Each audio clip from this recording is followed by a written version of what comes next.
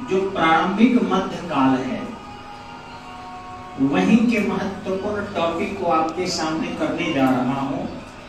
और आपको पता होगा कि इतिहास को कई भागों में, भारत के इतिहास को कई भागों में बांटा जाता है, जिसमें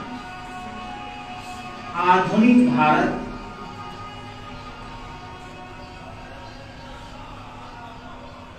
इसका काल माना गया है 1700 और 1964 तक, यानी औरंगजेब के मृत्यु से लेकर और फिर आपके जवाहरलाल नेहरू के मृत्यु तक। जुम कर दीजिएगा जब जरूरत पड़ेगा। आगे मध्य भारत बीसी से, यानी गजनवी के आक्रमण से 1707 तक का काल मध्य काल माना जाता है। नेक्स्ट, प्राचीन काल। प्राचीन काल इसका माना जाता है 5 लाख बीसी से लेकर और 1000 एडी तक। ये सब एडी में है, ये भी सॉरी एडी में है, उसे गलती से लिखा गया है, एडी में है, ये भी एडी में है, ठीक है। तो ये प्राचीन काल के पहले भी, एंशिएंट एज के, प्राचीन ऐसे होगा, आपको पता होगा ये। तो इसके पहले भी 2 भागों में बांटा गया है। एक विश्व का प्राचीन काल, जब भारत हटा देंगे हम, जब विश्व का प्राचीन काल हो जाएगा तो ये हो जाता है 25 लाख बीसी से शुरू होता है। अब एक सुविधा के लिए नए इतिहासकारों ने बांटना शुरू किया है।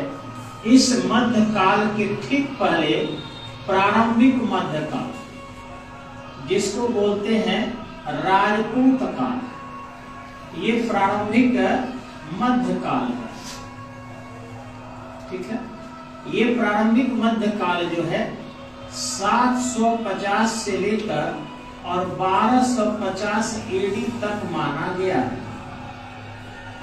हालांकि ये यूं देखें कि भारत का सारा इतिहास राजपूतों के इर्द गिर्द ही रहा। चाहे आप प्राचीन काल में बृहद्रथ वंश ले लो, जिसमें जरासंध था, क्षत्रिय परिवार का था। ठीक इसी ढंग से हर्यक ले लो, बिंदुसार, ये भी क्षत्रिय था, अजातशत्रु क्षत्रिय था, उदयन क्षत्रिय था, महात्मा बुद्ध क्षत्रिय थे, महावीर क्षत्रिय थे, संजय बलिष्ठी पुत्र क्षत्रिय था, अजित केश काम्बली क्षत्रिय था, पूर्ण कश्यप क्षत्रिय था।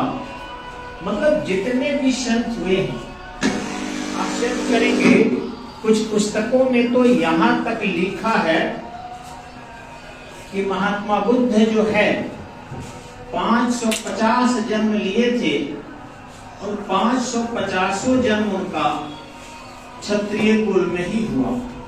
संजू के राजा हरिश्चंद्र भी क्षत्रिय कुल के ही थे। ठीक इसी ढंग से भगवान रामचंद्र भी क्षत्रिय कुल के ही थे, कृष्ण भी क्षत्रिय कुल के ही थे,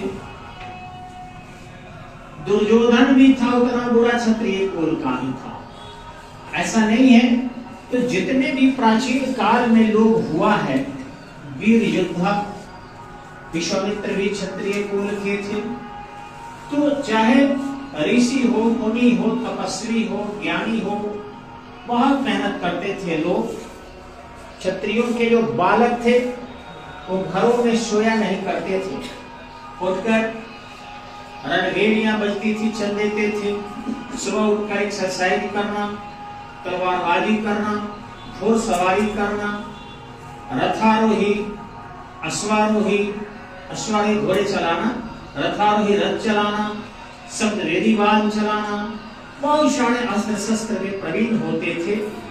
पठन पाठन शस्त्रार्थ में भी छत्राणियां भी होती थी, जिसमें देखे होंगे गार्गी का नाम आया है। यज्ञवल्क्य के एक ब्राह्मण थे, उनसे गार्गी का विवाह हुआ था।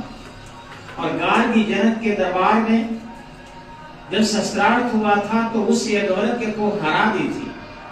हालांकि ये उत्तरवैदिक काल की घटना है और जिस कारण याज्ञवल्क्य उसके कहते हैं कि ज्यादा बोलोगी तो सिर तोड़ दूंगा, यानी यहाँ पुरुष की जबरन स्त्री को हराने की समय शुरू होता है। योग्यता के आधार पर स्त्री नहीं हारती है, यहाँ स्त्री हारती है बल के आधार पर, क्योंकि पुरुष बलशाली होता है तो पत्नी को बोलते हैं ज्यादा बोलोगी तो सिर तोड़ दूंगा।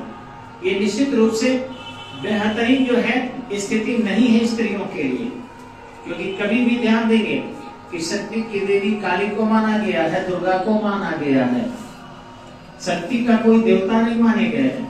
लक्ष्मी की देवी स्वयं लक्ष्मी मानी गई है, नारायणी मानी गई है, वो भी स्त्री है। ज्ञान की देवी सरस्वती मानी गई है, और ये सब देवियां ही होती है।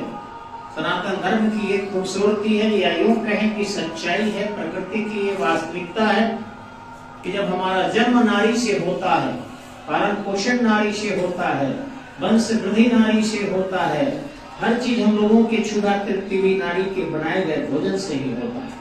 घर का श्रृंगार भी नारी से है, वही कपड़ा ही साफ करती है, घर भी साफ करती है, हमें भी साफ सुथरा कपड़ा पहनाने का प्रयास हमारे घर की स्त्रियां ही करती है।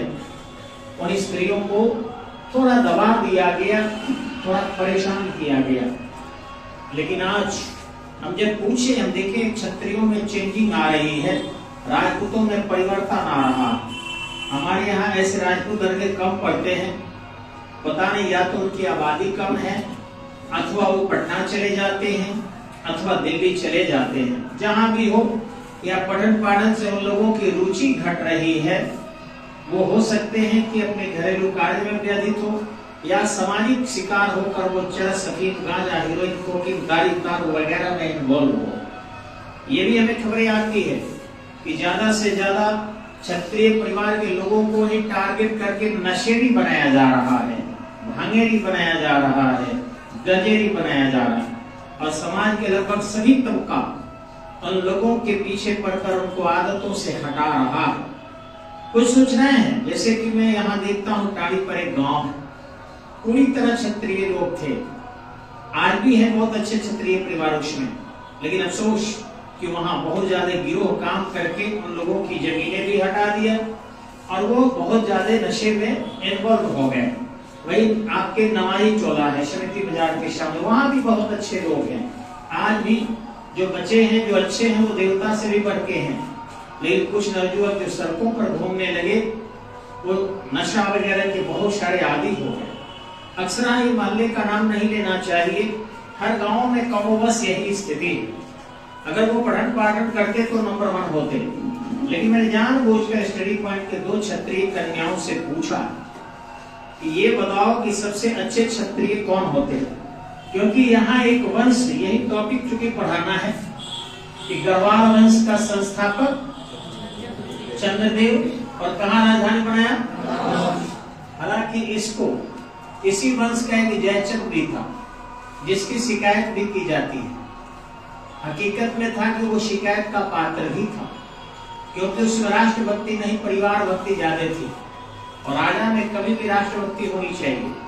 राजा में अगर परिवार भक्ति हो जाए, उसकी पुत्री संयोगिता को चौहान ने हरण कर लिया था, और पृथ्वीराज चौहान के हरण के कारण शायद वो गोरी से मिल चुका था, शायद इसलिए कि कहानी काल्पनिकता दिखाई पड़ती है। लेकिन हाँ, ये जरूर था कि जब पृथ्वीराज चौहान के साथ सब लड़ रहे थे मिलकर, तो जयचंद को भी लड़ना चाहिए था। राष्ट्र राष्ट्र होता है, राष्ट्र के लिए व्यक्तिगत झगड़ा भूल जाना चाहिए, समाज के लिए व्यक्तिगत झगड़ा भूल जाना चाहिए। व्यक्तिगत अलग चीज है, लेकिन सामाजिक अलग चीज है, राष्ट्र के लिए अलग होता है।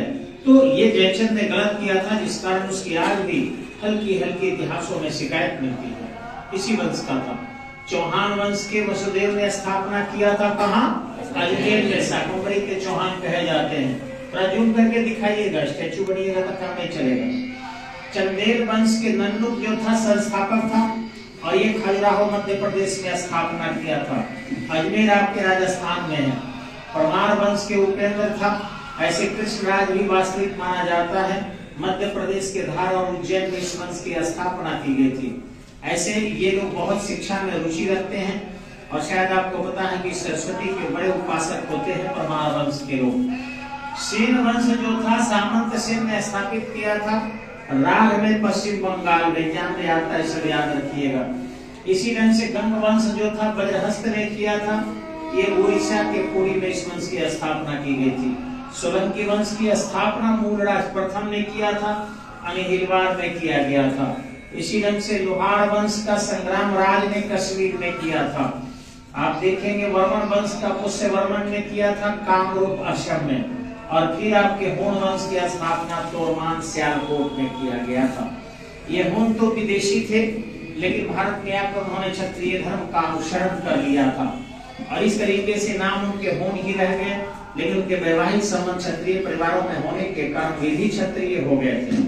तो यहाँ पर ये वंश तो आपके प्रतियोगिता परीक्षा में आएगा ही आएगा, एकदम से इसको कंठस्थ रट जाना है। लेकिन मैंने ऐसे ही देखा है, जो क्षत्रिय कन्याओं से मैंने पूछा है खड़ा कराकर आकाशमार्ग से, ये बताओ कि सबसे अच्छे क्षत्रिय कौन होते हैं।